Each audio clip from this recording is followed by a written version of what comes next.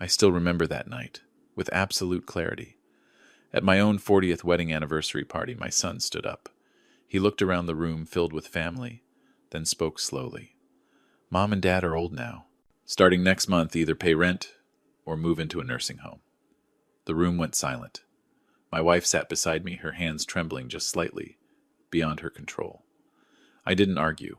I didn't raise my voice. I simply nodded, because what he didn't know was this. 1 week later, this very house would be the first to close its doors to him. Before this story goes any further, if you're listening quietly right now, I want to ask something of you. Subscribe to the channel and leave a comment telling me where you're listening from.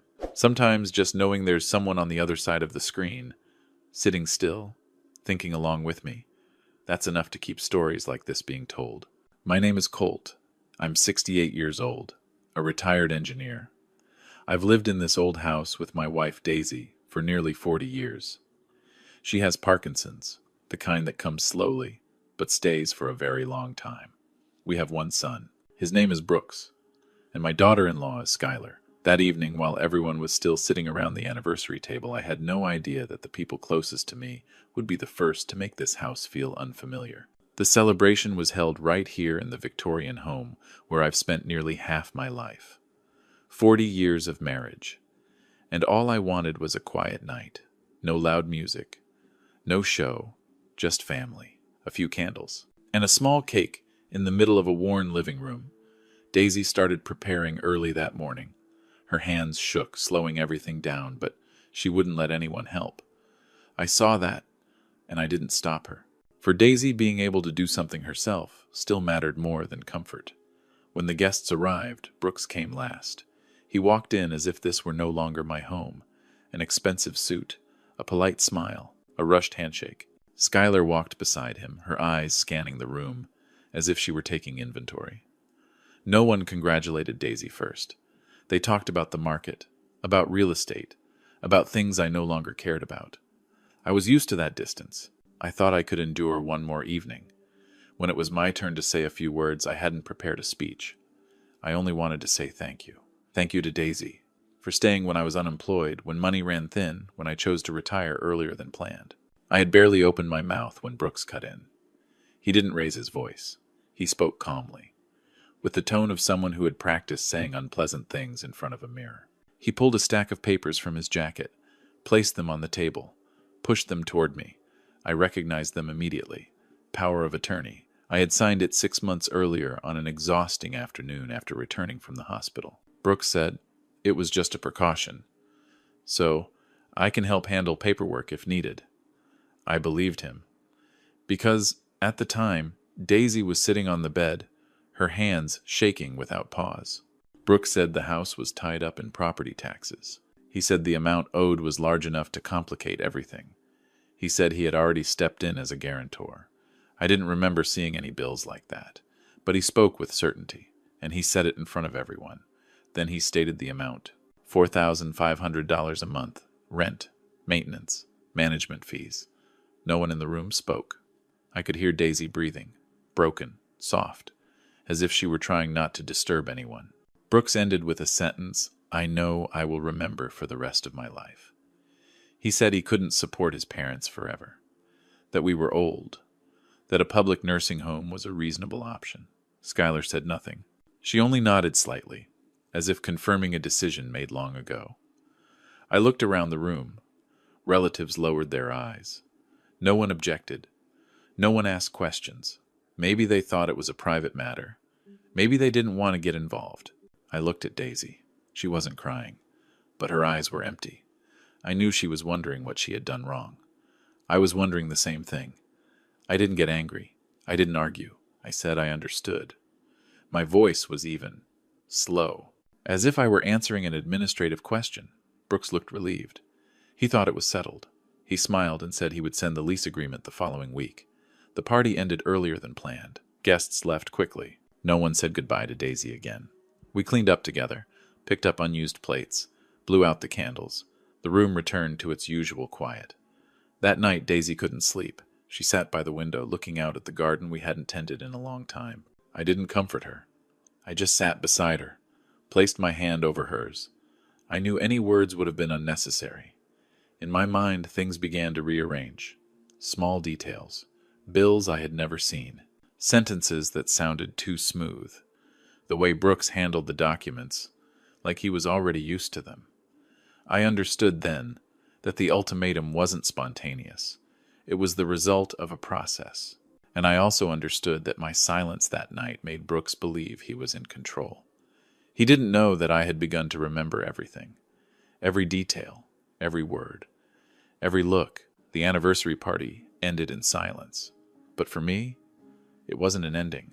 It was the moment another door began to close, slowly, without a sound. The next morning, the house was still standing, but it felt completely different. I woke up earlier than usual, not because I couldn't sleep, but because I wanted to hear how this house was still breathing. The old wooden stairs creaked softly under my feet. That familiar sound reminded me that I once believed this would be the place where Daisy and I would spend the rest of our lives. Brooks didn't come down for breakfast. Skylar did. She sat at the kitchen table, laptop open, sipping coffee while talking on the phone. Her voice was low, but I could still catch fragments. Costs. Cash flow. We need to tighten things up. When Daisy walked in, Skylar looked up, then pointed to a corner of the kitchen. From now on, Mom and Dad should use this area. It's easier to manage. I followed her finger. A small table near the back door. No tablecloth. No chairs with backs. A few days later, I noticed unfamiliar things around the house. A new electric meter. A new water meter. Separate lines running toward the room Daisy and I used. Skylar explained gently that it was for cost transparency. So whoever uses it pays for it. Daisy nodded. She always nodded. But that night when I saw her sitting in the laundry room, hand-washing a few clothes, because Skylar said the washing machine used too much electricity, I finally understood how exhausted that nod had made her. The days that followed moved slowly. Brooks began sending me copies of bills, roof repairs, pipe replacements, heating maintenance. The numbers were always neat. The deadlines always urgent. When I asked, Brooks said, "I've already taken care of everything. That's why you just need to pay on time." I didn't argue. I took the papers, folded them, and put them in a drawer.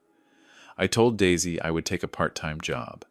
Night deliveries, light work, just to cover the payments. She looked at me with worry and guilt. I knew she was thinking that her illness was the reason everything had become this way. I didn't let her say it. At night, I drove out. But I didn't make deliveries. I sat in the car, parked on quiet streets. A small light on rereading every bill Brooks had sent. I started comparing things.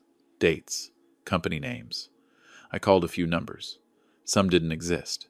Some were never answered. I took notes. Slowly. Carefully. The same way I used to work when I was an engineer. During the day, the house became harder to breathe in. Skylar scheduled real estate agents to come see the house. No asking me. No notice. They walked into the living room, looked around, talked about value, about potential. Brooks stood with them, speaking as if this were already his property. Once they came at the exact moment Daisy was having a bad tremor. She sat in a chair, her hands curled, tight eyes shut.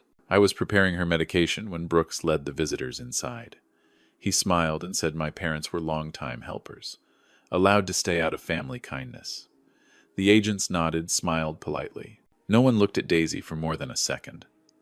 I stood there, holding a glass of water, and felt something inside me close. Not loudly, not violently, just an old door, shutting firmly. That evening, I installed small cameras in the living room and hallway, not to spy, but to make sure I missed nothing anymore. I didn't tell Daisy. She needed peace. What I saw in the days that followed left no doubt. Skylar went through Daisy's cabinet. Brooks spoke on the phone about speeding things up. Short sentences, but clear enough. Rent was mentioned more often. Brooks taped a notice to my bedroom door. Due date, amount, payment method. I kept paying, on time, every dollar. I wanted them to believe I had accepted this role. Daisy grew weaker. Each time Skylar mentioned expenses, Daisy stayed silent longer. I knew she was shrinking herself, trying not to become a burden. One night when I came home late, I found Daisy sitting in the dark. No lights on. She asked me very softly if she went to a nursing home. Would I still come visit her? I didn't answer right away. I sat beside her, held her hand. It was cold. I told her she wasn't going anywhere. But in my mind, the plan was becoming clearer. The fake bills, the things said in front of outsiders, the separate meters, all of it pointed in the same direction. They didn't just want money. They wanted Daisy and me gone from this house, legally, quietly, without leaving a trace. And I understood that if I did nothing, they would keep going, not out of sudden cruelty, but because they believed they were doing the right thing. That night, I sat alone in my old study, opened the drawer, sorted every document. I wasn't angry anymore. I was clear. This parasitic life wasn't an accident. It was a carefully designed process. And I knew that to end it, I would need more patience than they had. In the days that followed, Brooks changed the way he looked at me. There was no more rushing, no more public pressure. Instead, there was concern, carefully packaged in reasonable-sounding questions. He asked if I forgot things easily, if my head felt foggy, if I knew what day of the week it was. I answered slowly, properly. I let him believe that age was doing its work. Then one afternoon, Brooks said he had scheduled a doctor to come to the house. Just to be safe, he said. I didn't object. I nodded, the same way I had been nodding for weeks. Daisy looked at me, worry clear in her eyes. I told her to rest in the bedroom. The man arrived exactly on time. White coat, thin-framed glasses, a low, hurried voice. He didn't ask much. He didn't examine me carefully. The questions were read as if from a prepared list. I answered more slowly than usual, not because I didn't know, but because I wanted to see how far they would take it. Brooke stood right beside me, arms crossed. Skylar sat at the dining table, pretending to work, her ears turned toward us. The examination ended quickly, too quickly for any checkup I had ever experienced. The man signed a few papers. Brooks walked him to the door. When Brooks came back, he didn't look at me. He looked at the file in his hands, as if he had been waiting for this moment. That evening, Brooks told Skylar that I was no longer capable of making my own decisions. He said it quietly, but without hiding it. I heard every word from the hallway. I stood there in silence, and let each sentence land. Daisy didn't know about this. She only felt the air in the house grow heavier. She asked me if she had done something wrong. I told her no. I told her to rest. Then something else happened. Something smaller, but something that made it impossible for me to keep lying to myself. Daisy's engagement ring disappeared. I bought that ring 40 years ago. It wasn't large. It wasn't expensive. But Daisy always wore it, even when her hands trembled. When she realized it was gone, she panicked. She searched the room, asked me if I had seen it. Her voice shook more than her hands. Skylar appeared. She looked at the empty box, then sighed. She said maybe Daisy had dropped it somewhere. That illness makes things easy to lose. She said it so gently. No one could argue. Daisy apologized. She apologized to me, as if it were her fault. That night, after Skylar left the room, I opened the camera footage. I watched it slowly, frame by frame, and I saw it clearly. Skylar opened the drawer, took the ring, put it in her pocket, no hesitation, no looking around. I sat there long after the video ended. There was no explosion of anger, just a cold, empty space. I realized they had gone too far, not because of the ring, but because they had started rewriting reality in front of Daisy's eyes. The next day I heard Brooks on the phone talking about pawning something. He mentioned an item no one needed anymore. He spoke quickly, efficiently, like a small transaction. I didn't confront him. I didn't ask questions. I backed everything up. Bills, videos, medical documents. I sent them to my lawyer through an old account Brooks didn't know about. I wrote a short email. No emotion, just facts. The lawyer called back that evening. He didn't ask many questions. He simply said I had done the right thing by not reacting too soon, that what I had wasn't suspicion. It was evidence. I hung up and sat in the dark. Daisy was sleeping soundly. I looked at her and saw every year etched into her face. I understood then that I didn't have much time left to hesitate. The next morning, Brooks handed me a new stack of papers. He said it was the official medical evaluation, that from now on, all major decisions would be signed by him on my behalf. He said it the way someone announces mealtime. I took the papers, flipped through them, nodded. I signed a different document he didn't notice. A confirmation of receipt. I knew that signature would matter. Brooks smiled. Skylar stood behind him, relief in her eyes. They thought I had let go. But the truth was, in that moment, I accepted something I had avoided admitting for a long time. My son no longer saw me as his father. He saw me as an obstacle, to be removed legally and quietly. And when a relationship reaches that point, what remains isn't emotion. It's responsibility. The responsibility to protect the woman sleeping in the next room. The responsibility to close the door they themselves had opened. That night, I sent one final message to my lawyer. Just one short sentence. Start the plan. I set the phone down, sat still. For the first time in weeks, I slept without dreaming. Everything moved faster than I expected. Just 1 week after that ultimatum, Brooks began acting like someone who had already finished all the paperwork. He was on the phone more, smiling more. He no longer hid his relief. In his eyes, Daisy and I had already been neatly placed onto some waiting list, just missing one final signature.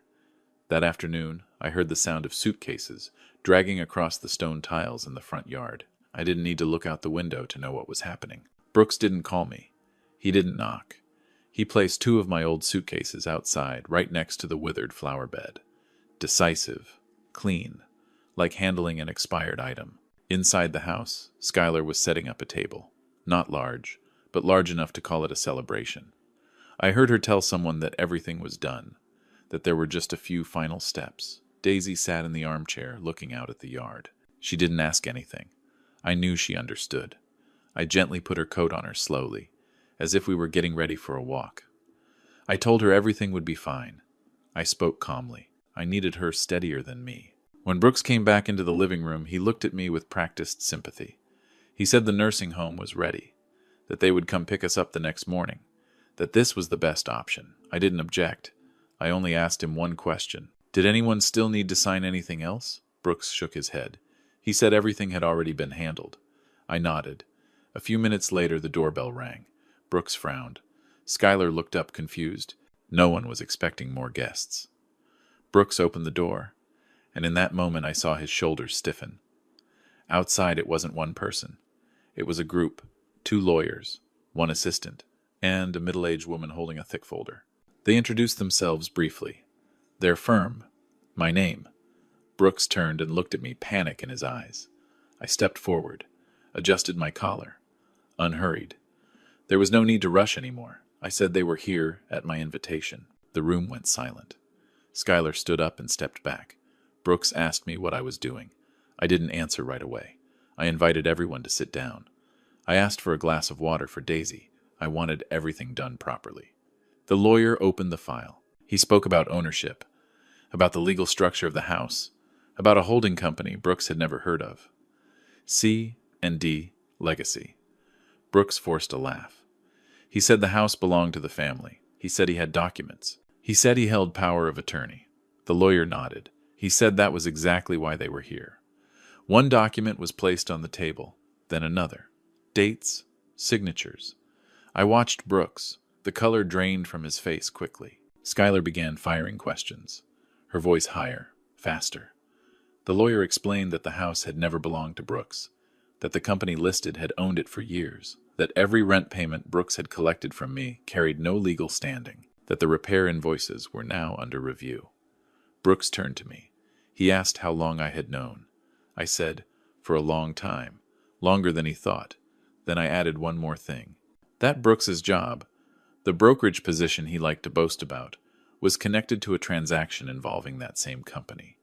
And as of today, that relationship was over. There were no threats, no grand gestures, just information. Skylar sat down, her hands shaking.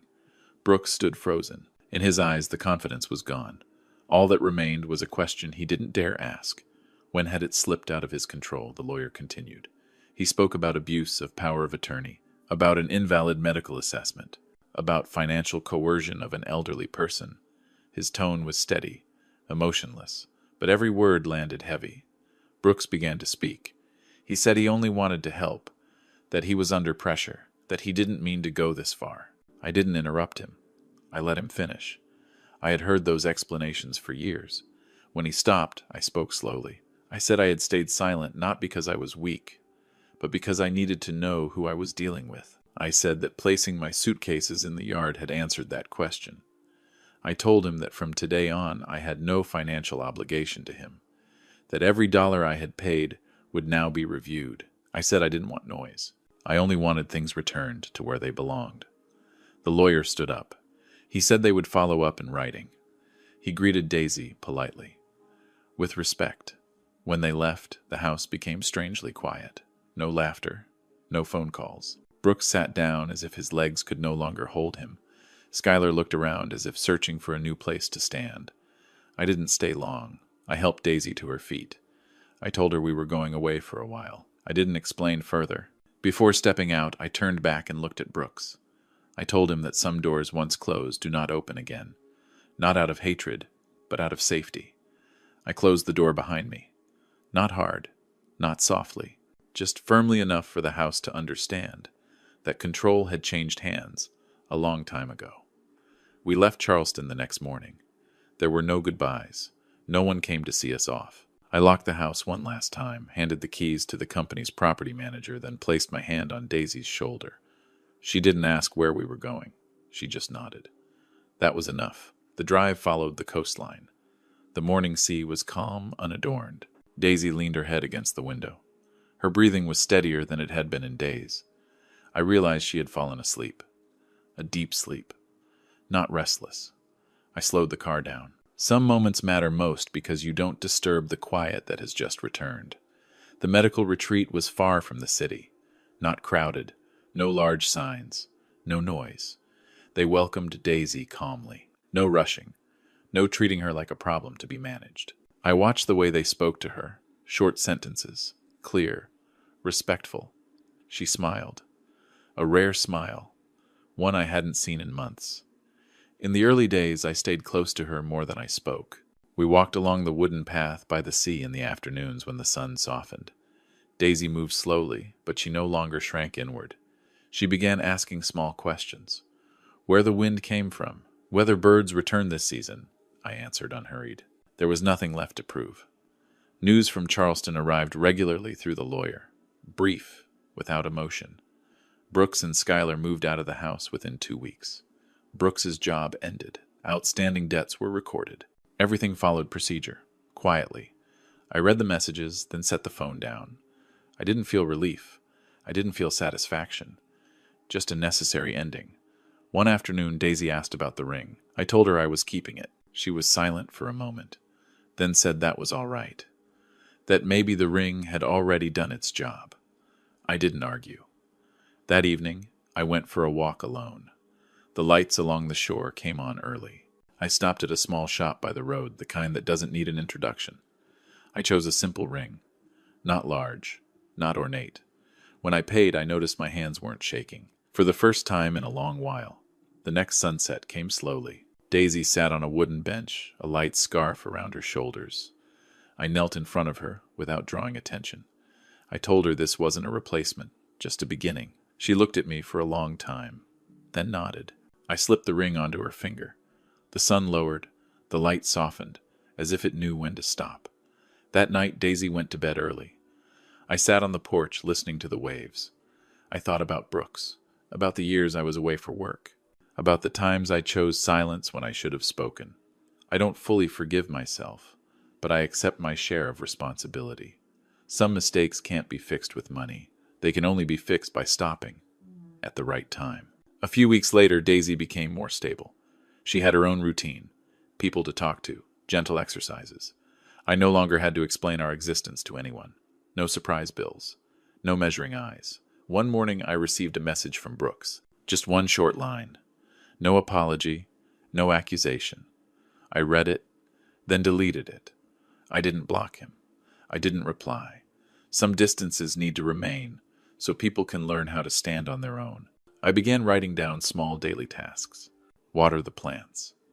Read a few pages. Make tea. I realized life doesn't need to be justified to have value. It only needs to be lived in the right place. One afternoon, Daisy smiled and said she wanted to plant flowers. We chose small pots, not many, just enough to care for. She said flowers bloom quickly and fade quickly too. I said that doesn't make them any less beautiful. She nodded. When night fell, I looked out at the sea and thought about the old house. It will keep standing there, holding other stories. I don't resent it anymore. I don't resent myself either. Every closed door has its reason. What matters is knowing when to walk through another one. If there's one thing I've learned, it's this: filial duty is not a debt to be paid. It's a choice people make when no one is watching. And those who try to push their parents out of their own home will sooner or later understand what it feels like to stand in front of a closed door. I hold Daisy's hand. The air is cool. The sea is calm. We're here. That's enough. Some stories don't need to be told loudly. They just need someone willing to sit and listen to the very end. If you're still here, that means something to me. Please subscribe to the channel, tap like, and share so stories like this can continue to reach those who need them. The message I want to leave you with is simple. Parents are not a burden, and a home should never become a bargaining tool for family love. Respect isn't measured in money, but in how we treat each other when there's no obligation left. Thank you for your time. I'll see you again in the next story.